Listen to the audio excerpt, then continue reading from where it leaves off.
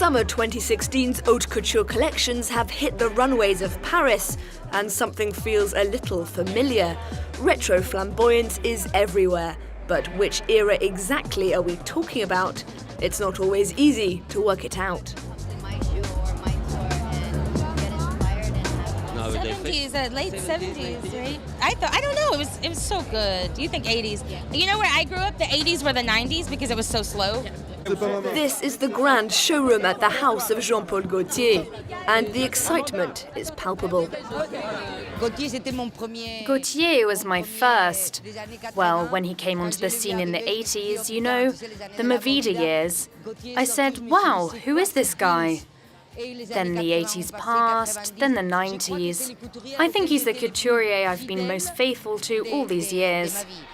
In the audience, fans of all ages. Those not yet born in the early 80s have a good idea about what they missed.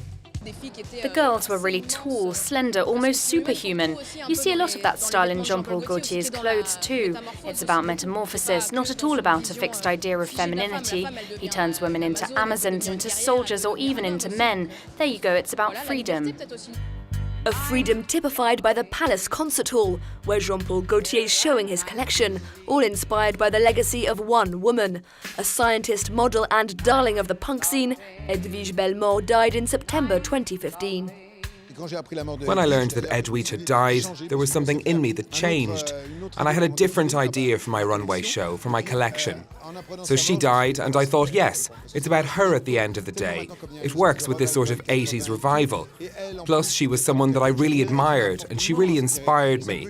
It's a sort of way of thanking her, an homage even. It's about what she represented, and all the girls who were part of her world. What's wonderful is that he really makes you look twice. He brings you into this world, but then he also offers something really modern, and that's great. He keeps inventing and inventing and inventing, and I love it. Now to Dior.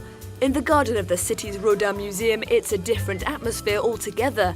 The label's haute couture artistic director Raf Simons chose not to renew his contract last year, leaving the label without a commander-in-chief. So there's actually no need for a captain. There are loads of artistic directors now, a whole team of them. Everything's going very well. For big luxury goods brands, selling products is above all about selling an idea of femininity. Dior gives every woman a dream that they can be themselves, not certain kind of image, beauty. I think the most for me is the confidence and the courage. It was incredible, absolutely beautiful, so feminine and beautiful. Yeah. The collection brings together a series of influences from the label's past. It seems to be going extremely well, but we're really excited to see what will come next.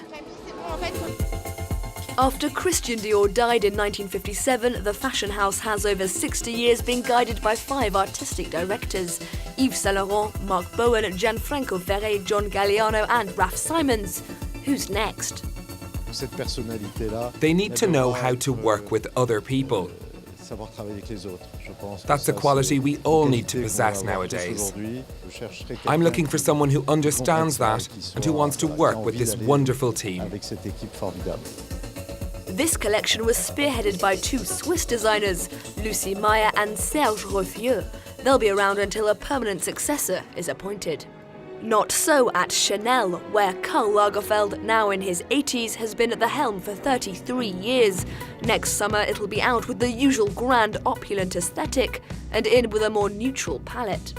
The set, in a way, has to match the clothes, because it's new universe. And you know, in the 20s, Chanel was called the Queen of the Beige, and I had never done a beige collection like this, because most of the dresses were beige.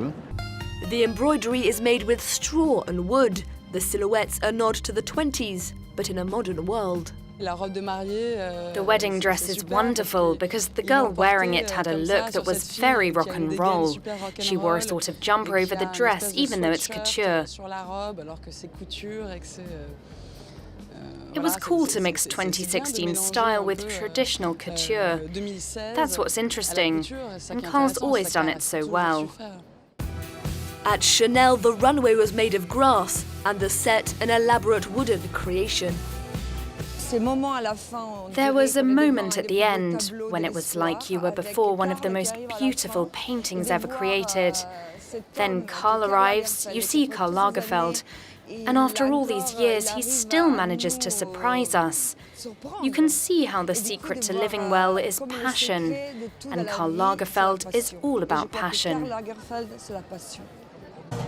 Haute couture isn't haute couture without glamour. At independent couturier Alexandre Vauthier, models were jubilant and empowered.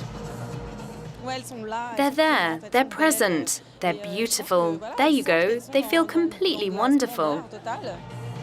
Haute couture at its very best, an enticing interplay of craftsmanship, desire and, of course, indulgence.